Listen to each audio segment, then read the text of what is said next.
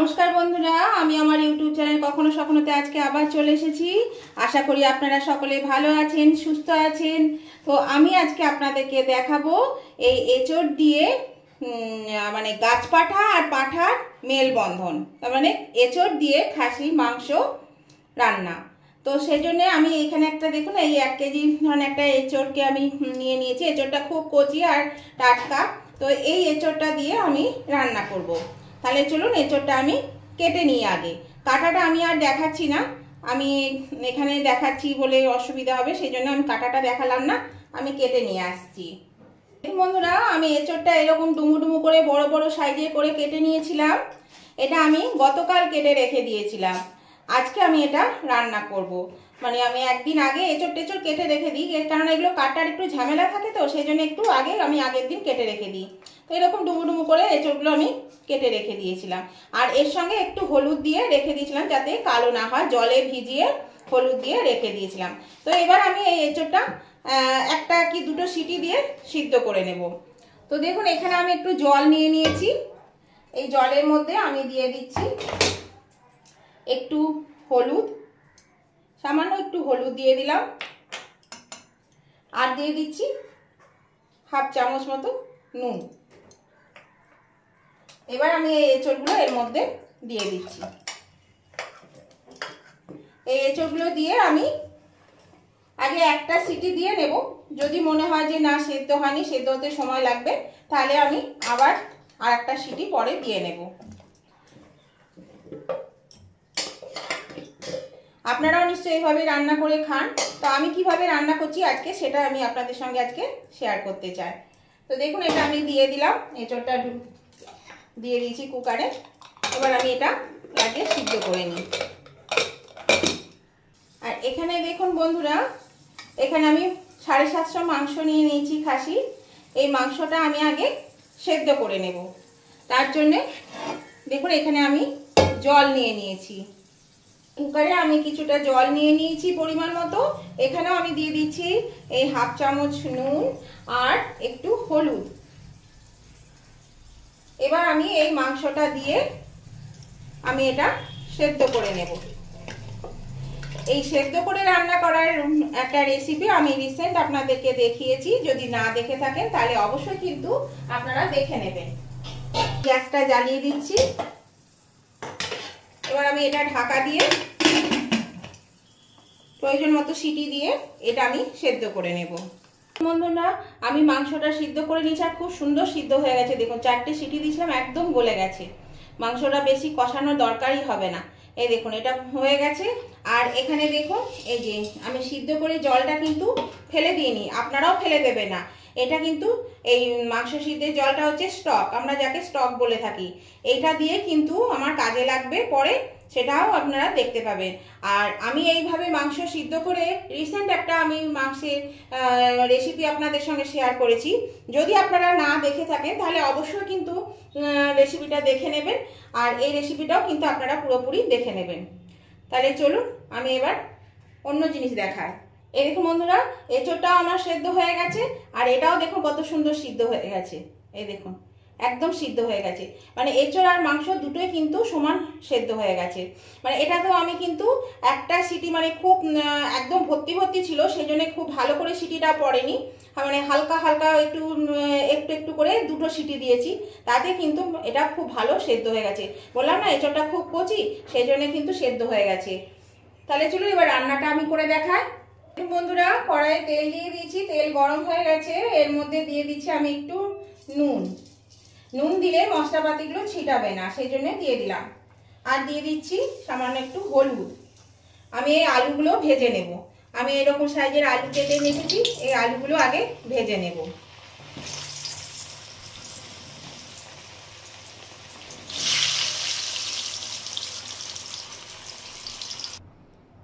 আলুটা আমি ভেজে তুলে নিলাম।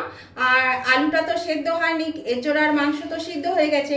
তাহলে এটা কি করে সেদ্ধ হবে? তাহলে এটাতেও আমি দুটো তিনটে সিটি দিয়ে নিই, কেননা বড় বড় আলু তো সিদ্ধ হতে সময় লাগবে, কষানোর সাথে কিন্তু সেদ্ধ হবে না।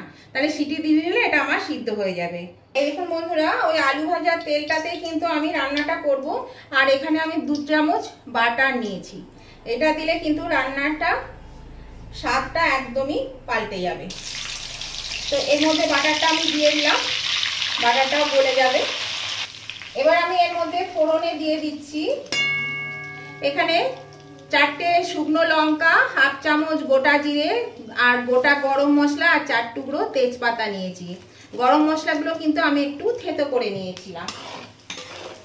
গরম মশলার মধ্যে আছে লবঙ্গ, এলাচ, দারচিনি আর গোলমরিচ, পরিমাণ মতো নিয়ে নেবেন, আর হাফ চামচ সাদা জিরে।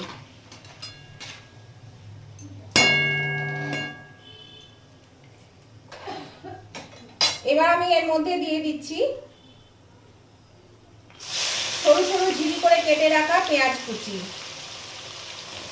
পরিমাণ মতো। পেঁয়াজটা দিয়ে এবার আমি এটা একটু আগে ভেজে নেব, বেশ একটু ভাজা ভাজা হয়ে আসবে, তারপর আমি বাকি জিনিসগুলো দেব। এই দেখুন বন্ধুরা, এটা বেশ একটু ভাজা ভাজা হয়ে এসছে। এর মধ্যে আমি দিয়ে দিচ্ছি কিছুটা পরিমাণ নুন, আর দিয়ে দেব কিছুটা পরিমাণে হলুদ। এর মধ্যে এবার আমি এখানে দিয়ে দিচ্ছি চিনি। চিনিটা একটু আগে দিলে ভালো হতো, কালারটা ভালো আসতো, ভালো আসে এখনো। দেখুন কালারটা এসে গেছে একটু। চিনিটার মধ্যে দিয়ে দিলাম।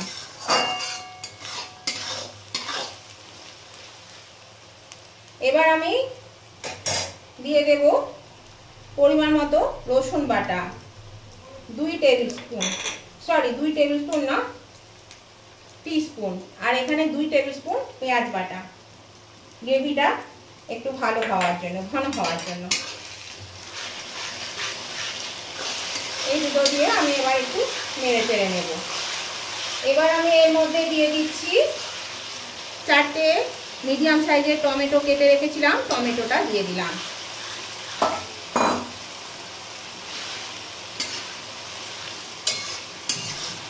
এই টমেটোটা দিলাম, দিয়ে এবার আমি এটা ঢাকা দিয়ে দেব।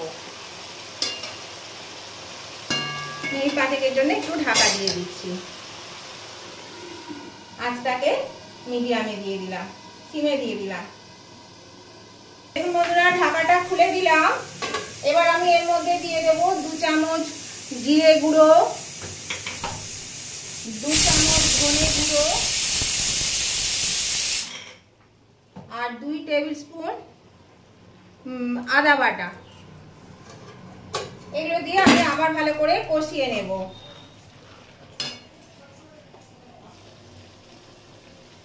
দেখুন বন্ধুরা, আমি বাকি মশলা দিয়ে দিচ্ছি এর মধ্যে। দিয়ে দেব এখানে ঝাল অনুযায়ী কাঁচা লঙ্কা বাটা, আপনারা চাইলে শুকনো লঙ্কা বাটা দিয়ে দেবেন। দিচ্ছি একটু কাশ্মীরি লঙ্কা গুঁড়ো, কালারটা ভালো হওয়ার জন্য।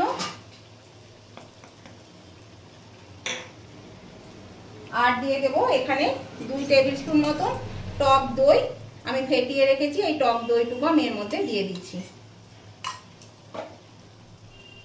এবার আমি এটা একটু নেড়ে নেব। আর এই যে আলুটা সেদ্ধ করে নিয়েছি, সেই আলুটা আমি দিয়ে দিচ্ছি। এই আলুটা দিয়ে আবার ভালো করে সেদ্ধ মানে কষিয়ে নেব।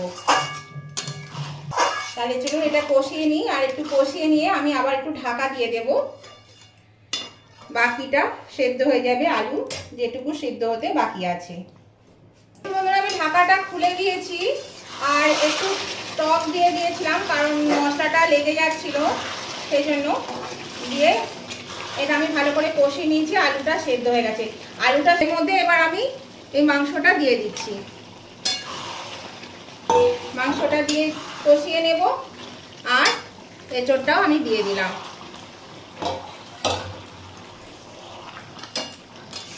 এবার আমি এটা ভালো করে কষিয়ে নেব। আর এইভাবে রান্না করে খাবেন, দেখবেন খুব ভালো লাগে, দারুণ খেতে টেস্টি হয়। আর একদম মানে এই যে এঁচোড়টা দেওয়া আছে, এটা মনে হবে না যে আপনারা এঁচোড় খাচ্ছেন, মনে হবে মাংস খাচ্ছি, মানে খাসির মাংস খাচ্ছি, এত সুন্দর খেতে হয়ে যায়। খুব ভালো লাগে, এইভাবে অবশ্যই করে খাবেন, খেতে খুবই ভালো লাগে। আর নতুন বন্ধু যারা এখনো আমার চ্যানেলটা সাবস্ক্রাইব করেননি, অথচ আমার ভিডিওগুলো আপনারা রেগুলার দেখেন, তাদের কাছে আমার অনুরোধ অবশ্যই কিন্তু আমার চ্যানেলটা সাবস্ক্রাইব করে আমার পাশে থাকবেন, আর পাশে থাকা বেলটা অবশ্যই ক্লিক করে দেবেন। তাহলে আমি যখনই আমার ভিডিও আপলোড করব সাথে সাথে নোটিফিকেশন আপনাদের মোবাইলে পৌঁছে যাবে, আর সবার আগে আপনারা আমার ভিডিও দেখতে পাবেন। আর উভয় বন্ধুদেরকেই বলছি, আমার যারা পুরনো বন্ধু, যারা আমার রেগুলার ভিডিও দেখেন, আবার আমার পাশে আছেন এতদিন ধরে, তাদেরকেও আমার অনুরোধ, অবশ্যই কিন্তু রেসিপিটা দেখতে দেখতে যদি লাইক দিতে ভুলে গিয়ে থাকেন তাহলে কিন্তু অবশ্যই লাইক করে দেবেন। আর আপনাদের বন্ধু বান্ধব আত্মীয় স্বজন সকলেই যাতে পেয়ে যায় তার জন্য কি করতে হবে, প্রচুর পরিমাণে শেয়ার করে দিতে হবে। আর কেমন লাগলো আজকের এই রেসিপিটা সেটা জানাতে কমেন্ট করতে কিন্তু একদম ভুলবেন না, অবশ্যই কমেন্ট করে জানিয়ে দেবেন।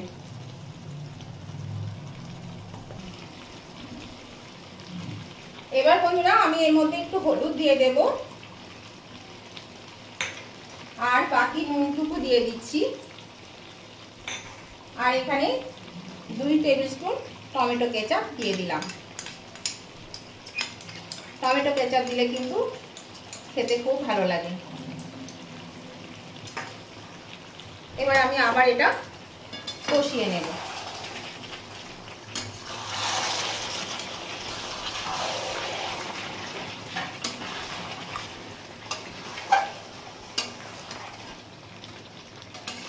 এরকম 2 পাঁঠার মেলবন্ধন, গাছপাঠা আর স্থলপাঠার মেলবন্ধন করে দেখবেন, খুব ভালো লাগে খেতে। এটা করতে কিন্তু খুব মানে সহজেই হয়ে যায়, তাড়াতাড়ি হয়ে যায়। যেহেতু আমি এঁচোড় আর মাংসটা সেদ্ধ করে নিয়েছি, আপনারাও সেদ্ধ করে নেবেন, তাহলে দেখবেন খুব তাড়াতাড়ি রান্নাটা হয়ে যাবে। আর আলুটাও এরকম বড় বড় সাইজে আলু দিলেও আলুটাও কিন্তু সেদ্ধ করে নেবেন, তা নাহলে কিন্তু আলুটা সেদ্ধ হতে চাইবে না। আলুটা সিদ্ধ না হলে খেতে পারা যাবে না, আলুটাও কিন্তু সেদ্ধ করে নেবেন। এই দেখুন আলুগুলো এবার কত ছোট হয়ে যাচ্ছে, ছেড়ে ছেড়ে ছেড়ে ছেড়ে। এই দেখুন বন্ধুরা আমার কষানো হয়ে গেছে। এবার আমি এই স্টকটা আমি দিয়ে দিচ্ছি।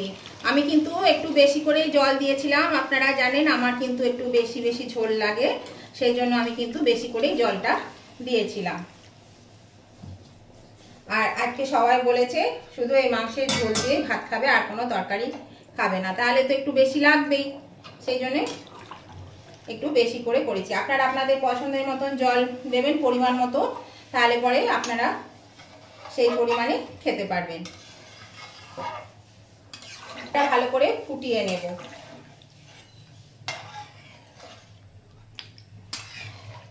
ভালো করে এটা ফুটিয়ে নেব, আর একবার চেখে দেখে নিতে হবে যে নুন মিষ্টি সব ঠিক আছে কিনা।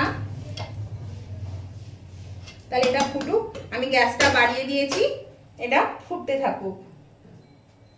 এরকম বন্ধুরা ঝোলটা টকটক করে ফুটছে, কালারটাও খুব সুন্দর এসছে। তো এর মধ্যে আমি দিয়ে দিচ্ছি এখানে একটু কসুরি মেথিকে 1/2 চামচ গুঁড়ো করে নিয়েছি 2 হাতের মধ্যে দিয়ে, এটা দিয়ে দিলাম। দিয়ে দেব সামান্য একটু গরম মশলা, 1/2 চামচেরও কম গরম মশলা, কেননা গোটা গরম মশলা দিয়েছি সেই জন্য। আর এখানে 4টে গোটা লঙ্কাকে আমি দিয়ে দিলাম, ওটা চিড়ে দিইনি, ঝাল হয়ে যাবে বলে, আমরা বেশি ঝাল খেতে পারি না তাই। আর দিয়ে দিচ্ছি একটু ঘি, এই ছোট চামচে 1 চামচ ঘি দিয়ে দিলাম। এবার আমি এটা ভালো করে আবার নেড়ে দেব। রান্নাটা কিন্তু হয়ে গেছে বন্ধুরা, এবার এটা আমি নামিয়ে দেব।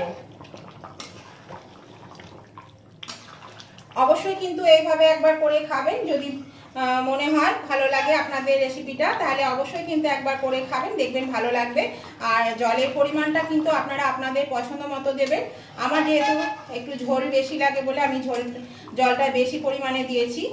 দেখুন কত বড় কড়াইয়ে 1 কড়াই হয়ে গেছে রান্না। আর তাছাড়া মাংস, আলু, তারপরে এঁচোড় সব দিয়ে কিন্তু রান্নাটা অনেকটাই হয়ে গেছে। আর বললাম আজকে শুধু এটা দিয়েই খাবে, সেই জন্য একটু তো বেশি লাগবেই বলুন, কেননা এক তরকারি ভাত খেতে গেলে তো একটু তরকারিটা বেশি পরিমাণে লাগে না। তো এবার আমি এটা নামিয়ে নিচ্ছি। এই দেখুন বন্ধুরা আমি নামিয়ে নিয়েছি, আর দেখুন কালারটা কত সুন্দর হয়েছে, আর খেতেও কিন্তু অসাধারণ হয়েছিল। তো আমি আবার আপনাদেরকে খাওয়ার সময় দেখাচ্ছি, দারুণ হয়েছিল খেতে, তো সেটাই আপনাদের দেখাবো। এই দেখুন বন্ধুরা আমি সার্ভ করে দিয়েছি, সব খেতে বসে গেছি আমরা।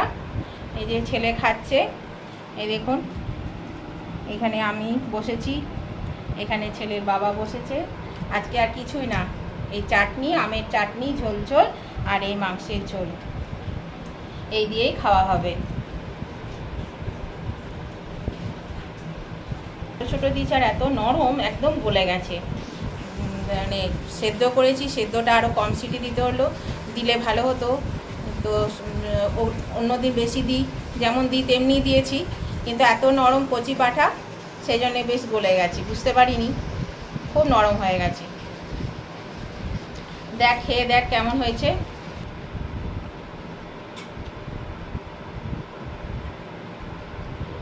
কেমন হয়েছে বল ঝোলটা খেতে? রিভু, দারুণ হয়েছে। মাংসটা কেমন সেদ্ধ হয়েছে? ফ্যান্টাস্টিক।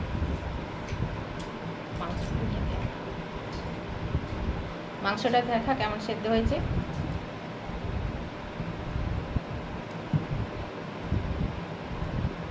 বাহ। আর এটা তো ছাঁচি পেঁয়াজ, আমরা ছাঁচি পেঁয়াজ বলি বা চুটকি পেঁয়াজ। এই গরমকালে আমরা এগুলো খুব খেয়ে থাকি।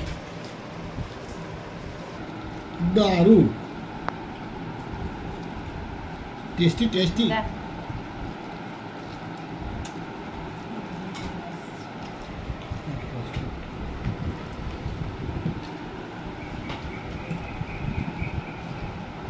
দেখো গাছপাটা আর কচি পাটা সব একটা মিশ্রণ, একসঙ্গে জোড়া পাটা। দেখো খেয়ে বলো কেমন হয়েছে। এঁচড় সেদ্ধ হয়েছে? দারুণ। আলু সেদ্ধ হয়েছে? দারুণ। একসঙ্গে দুটো পাটা, একটা ভেজ পাটা, একটা নন ভেজ পাটা, কি কম্বিনেশন। এটা কি খাচ্ছে? এঁচড়? এঁচড়। সেদ্ধ হয়েছে আলু? দারুণ সিদ্ধ হয়েছে। আর মাংস দেখো কেমন সিদ্ধ হয়েছে। মাংস তো ওহো। ওদেরকে খেতে দিয়ে বন্ধুরা এবার আমি খেতে বসে গেছি। এই দেখুন আমিও খেতে বসে গেছি। এই যে আলু, বাহ আলু দারুণ সেদ্ধ হয়েছে, মাংসও দারুণ সেদ্ধ হয়ে গেছে। এই যে, আর খেয়ে দেখি কেমন হয়েছে।